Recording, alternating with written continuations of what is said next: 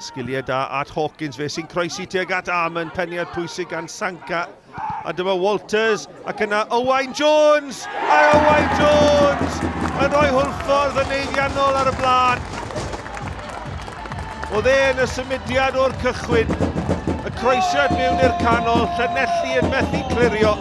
Ac Owain Jones ar ei drod dde yn gosod y bêl yn isel, heibio i Alex Pennock yn y gôl.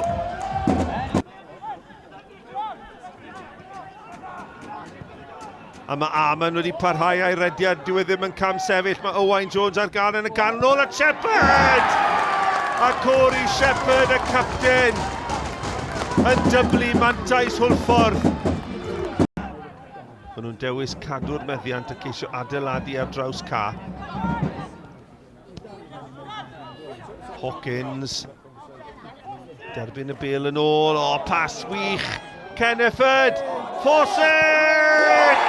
A'r eilydd yn rhwydo'r drydydd, a mae'n symudiad hyfryd dechreuodd gyda Rhys y Brwsi lawr yr asgell chwith at Walters. O, cyd chwarae hyfryd gan Hwlffordd, am bas gan Hawkins i fwydo Hwlffordd, a Hwlffordd yn tynnu'r bêl yn ôl. A Ben Fawcett sy'n dod nôl o anaf cas yn rhwydo ail gôl y tymor iddo fe.